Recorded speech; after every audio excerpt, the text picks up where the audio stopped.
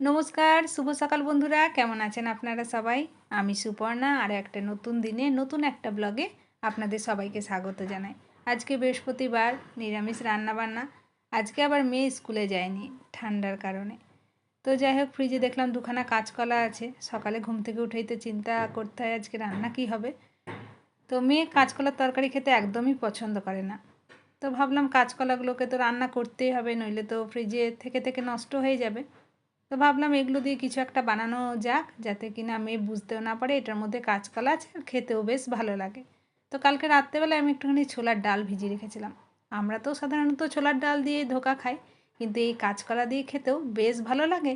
আর বোঝাও যায় না এটার মধ্যে কাঁচকলা অ্যাড করা আছে। তো প্রথমেই আমি কাঁচকলার দু সাইডটা কেটে বাদ দিয়ে দিলাম। এখন এটা প্রেসারে সিটি দিয়ে নেব 2 থেকে 3টে। এই ধোকার মধ্যে কাঁচকলা দেওয়ার আইডিয়াটা আমার মাসির কাছ থেকে শেখা। তো যাই হোক, রেসিপিটা আমার নিজস্ব।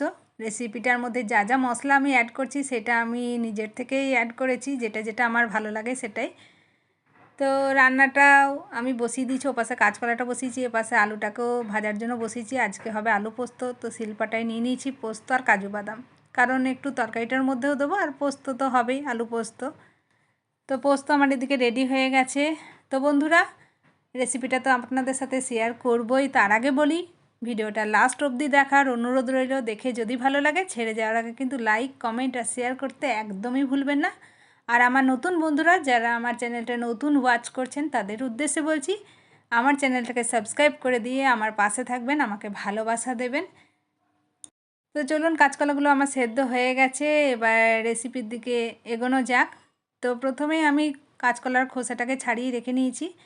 এই কাঁচকলার খোসাটা দিয়েও একটা দারুণ রেসিপি হয়, আমি তো প্রায় দিনই বানাই। তো এবার কলাটাকে আর এই ছোলার ডালটাকে একসাথে মিক্সিতে পেস্ট বানিয়ে নেব। একটুখানি আদা আর কাঁচা লঙ্কা দিয়ে দেবো। তো আমার পেস্টটা বানানো হয়ে গেছে। এখন কড়ার মধ্যে দিয়ে দিলাম একটুখানি তেল, আর দিয়ে দিলাম ফোড়নে কালো জিরে আর একটু হিং দিয়ে বেটে রাখা পেস্টটাকে দিয়ে দিলাম।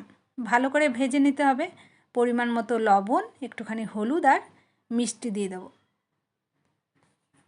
এটাকে ভেজে নিয়ে একটা থালার মধ্যে ঠান্ডা হওয়ার জন্য বসিয়ে দেবো। তো থালাটার মধ্যে আমি তেল মাখিয়ে নিয়েছি, এই খুন্তিটার সাহায্যে আমি বসিয়ে নিলাম। তারপরে চৌকো চৌকো করে কেটে নেব। একটু ঠান্ডা হয়ে যাক, তাহলে কাটতে সুবিধা হবে। এদিকে ভাবলাম আলুটাকেও ফ্রাই করে নিই। তো আলুটা আমার ফ্রাই ওপাশে হচ্ছে, এদিকে তেলটা গরম হয়ে গেছে বলে ভাবলাম ধোকাগুলোকেও ভেজে নিই। তবে আমি ব্যাটারটাকে যে একটুখানি তেলে ফ্রাই করলাম, তেলে ফ্রাই না করলেও হয়, সেটাকে সেদ্ধ করে বানালেও হয়। থালার মধ্যে একটুখানি তেল দিয়ে কাঁচা ব্যাটারটাকে দিয়ে তলায় জল দিয়ে 15 থেকে 20 মিনিটের জন্য সেদ্ধ করে নিয়ে সেটাকে পিস পিস করে কেটে ছাঁকা তেলে ভেজে নিলেও ভালোই লাগে। তা আমি এভাবে রান্না করি বলে এভাবেই শেয়ার করলাম। তো এবার চলুন গ্রেভিটা কিভাবে বানালাম সেটা আপনাদের সাথে শেয়ার করি। তো গ্রেভির জন্য মশলাগুলো আমি আগেই রেডি করে রেখেছিলাম, যেমন কাজু পোস্ত বাটা, একটা টমেটো বেটে রেখেছিলাম, আর আদা কাঁচা লঙ্কা বাটা। আর একটা মশলা জলে গুলে রেখেছিলাম, সেগুলো বলে দিই। রেগুলার ইউজের মশলাগুলো, যেমন ধনের গুঁড়ো, জিরে গুঁড়ো, হলুদ গুঁড়ো, আর কাশ্মীরি রেড চিলি পাউডার, একটুখানি মিষ্টি আর গরম মশলা। তো প্রথমেই কড়ার মধ্যে তেল দিয়ে সাদা জিরে আর তেজপাতা ফোড়নে দিয়েছিলাম। দেওয়ার পর অ্যাড করে দিয়েছিলাম টমেটো বাটাটা। টমেটোটা একটু নরম হয়ে যাওয়ার পর গুলে রাখা মশলাটা অ্যাড করেছিলাম। মশলাটা থেকে যখন তেল ছেড়ে এসেছিলো সেই অবস্থায় অ্যাড করে দিয়েছিলাম কাজু পোস্ত বাটাটা। আবারও মশলাটাকে ভালো করে কষিয়ে নেওয়ার পর লবণ অ্যাড করতে ভুলে গেছিলাম, যেটার জন্য কিন্তু রান্নাটা একেবারে বেস্বাদ হয়ে যেত। এত কষ্ট করা রান্না কারোর মুখেই উঠতো না। তো যাই হোক, লবণটা অ্যাড করলাম। লবণটা অ্যাড করার পর ভালো করে কষিয়ে নেওয়ার পর ভেজে রাখা আলুগুলো অ্যাড করলাম। আলুগুলো একটু সেদ্ধ হওয়ার জন্য জল অ্যাড করে দিলাম। জলটা একটু বেশি করে অ্যাড করেছি, কারণ যেহেতু ধোকা পুরো গ্রেভি টেনে নেবে শেষে, সেই কারণে। যখন গ্রেভিটা একটুখানি ফুটে উঠলো সেই অবস্থায় আমি ধোকাগুলো অ্যাড করে দিলাম ভেজে রাখা।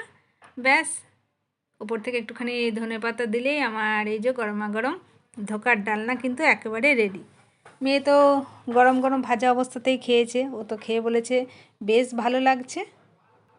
আজকে যেহেতু বৃহস্পতিবার, আমার আর টিফিন খাওয়ার সময় হলো না, 11:30 বেজে গেছে। তো একটুখানি পাপড়ি, সাথে একটা ঠেকুয়া আর দুটো নারকেল সন্দেশ নিয়ে বসেছি। আজকে যেহেতু আমি টিফিন করিনি, তো ভাবলাম লাঞ্চটা তাড়াতাড়ি করে নেব, তার মধ্যে তো মেয়ে আজকে বাড়িতেই আছে। তো মেয়ের জন্য বানাচ্ছি রুটি, কারণ ও সকালে আজকে ভাত খেয়েছে। ও খাবে রুটি আর আমি খাবো ভাত। তো চলুন আমরা এবার লাঞ্চটা সারবো। ঘড়িতে এখন হয়ে গেছে 1টা। আজকের মতো ব্লগটা এই পর্যন্তই রাখছি। আপনারা সবাই সুস্থ থাকবেন, ভালো থাকবেন, বাই।